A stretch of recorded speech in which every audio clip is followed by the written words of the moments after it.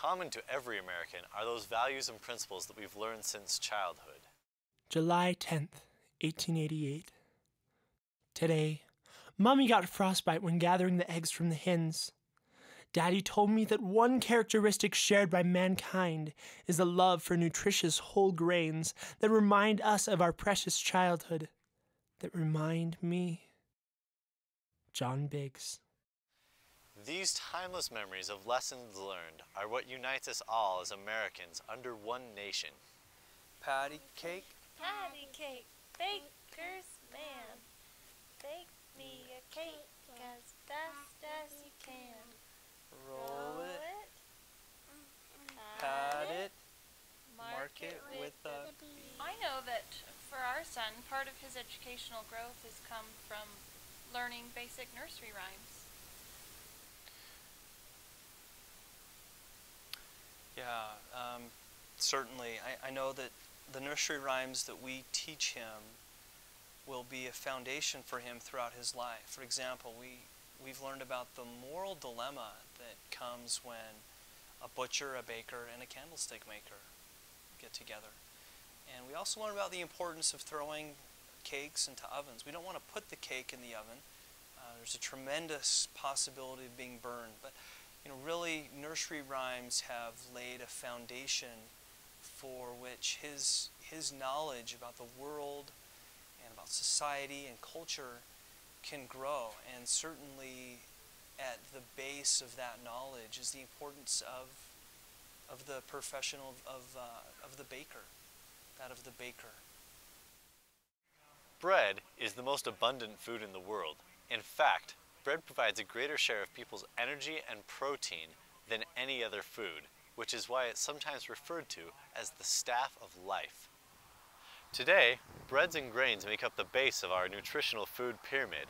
Without them, the rest of the pyramid would crumble. It's no secret that bread provides nutritional value. The methods for producing bread, which have evolved over the past 5,000 years, have made bread one of the most common foods in the world. But it's not one of the most, it's the most, and we need to make sure people know that. Central to Logan's historic downtown is Great Harvest Bread. Serving the greater northern Utah and southern Idaho areas, Great Harvest is where everyone comes to receive all the bread they need. When I was going to college, I wanted to have some kind of retail store, some kind of fun thing to sell. And Great Harvest was so cool because I was working there and I'd see the same customers like day after day after day, repeat every day. I was like, that's the kind of customer you want. Somebody that's your friend, somebody that you get to know really well and you see them all the time. So we looked into Great Harvest and getting our own, and we ended up doing our first one up in Pocatello, Idaho. And we had that one for 5 years, just did great. And then the Logan area became available. We came down here and did this store in 1998, and it's just done great. I feel like I'm making a difference. I can, just satisfy people's hunger with a loaf of bread. I talk to my wife about this every day. Not only a demand in the city of Logan, but a demand in the whole state. And it could be even the whole nation. It's just amazing how much people like good bread. When I tell my wife today, I said, hey, I fed 30,000 people today. Maybe it's not 30,000, but I at least fed at least 30. I think the most fundamental asset we have would probably be, our employees. But we've got this one employee that he is just amazing. We can throw any challenge at him, any problem, any amount of bread, and Swede's the man. He can take care of it. And he knows what to do. He knows how to treat the customers. He knows how to keep the morale high in the bakery. And that is, an asset that's just, you can't put a price on that. It's just worth its weight in like cinnamon, because cinnamon's a really expensive spice. Or like cardamom, that's even more expensive. I compare Swede with cardamom. He's worth that. And I feel really grateful that we have something that valuable here in the bakery.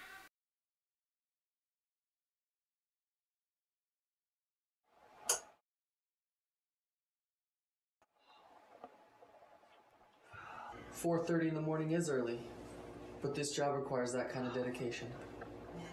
My elder brother, TJ, was a baker at Great Harvest Bread. And my uncle, James, he is the owner of Great Harvest here in Logan. But definitely this is in my blood, and this is something that I've been put on this earth to do. Well, it's 4:48. Got to be there by 5.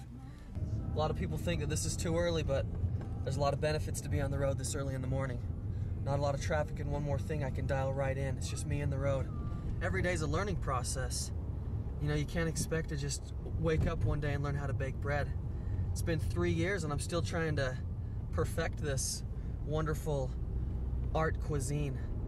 But for now, ooh, I love this. This is my favorite part. Kelly. Go away.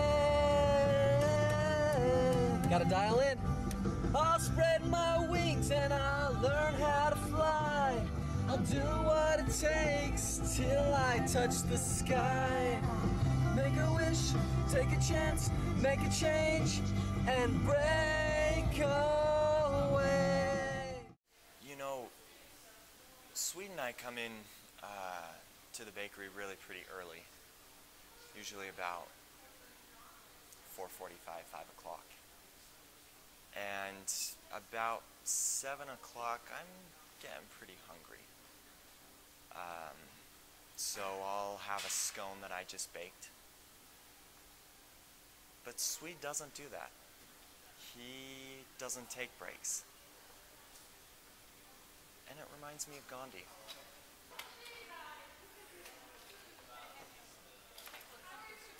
That's how dedicated Swede is.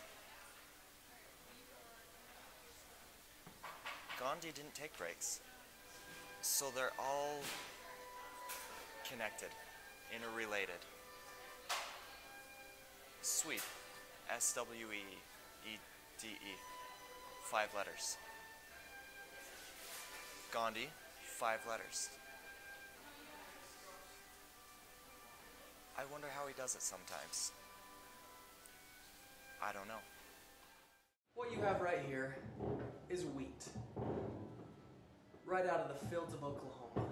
As you can see, we use nothing but the freshest and finest ingredients of wheat. You know, when I came up here, alone, and it was really hard. I was having a hard time with things, and then James decided to put me with Swede. It was incredible, night and day. You know, watching him, such an inspiration. It's like watching a dance, you know, something that's just rehearsed, done over and over. It's beautiful. Love it.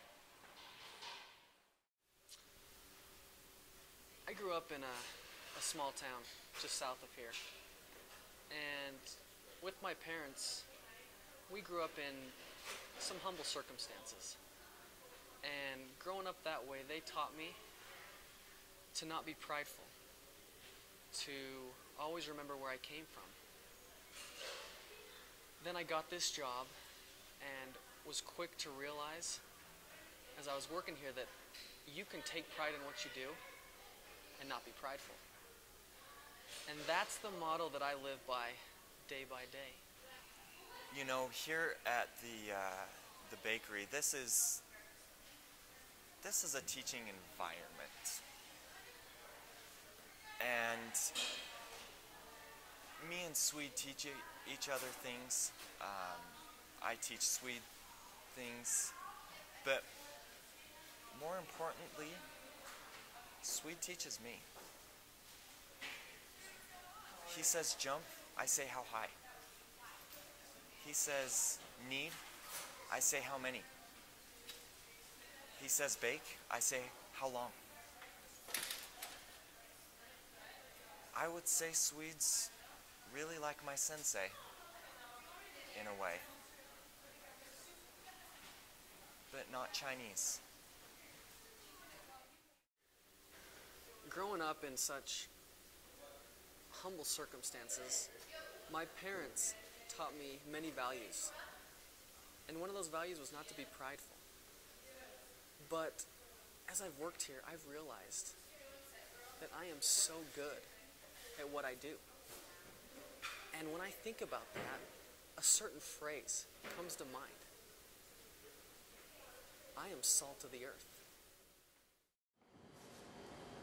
You know, when I was in Little League, the AYSO soccer, they shunned me for making a goal for the other team. That's not teamwork. Sweet Olson, that's teamwork. If I had to describe him in 3 words, damn fine baker. Damn fine baker. Every morning we come in, Adam and I, and we set goals. And our main goal is to put out lots of bread. Our goal is 350 loaves a day. And to do that, it requires a lot of work.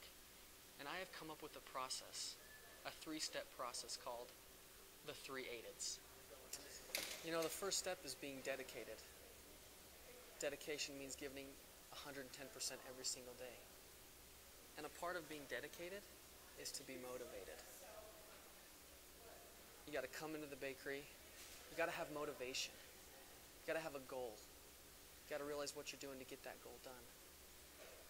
Once you have the motivation, that goes to the 3rd one, and that's to be perspirated. And sometimes I feel that's the most important part. You know, you got to be, just kind of like I said, you got to be perspirated. And that's how we do it.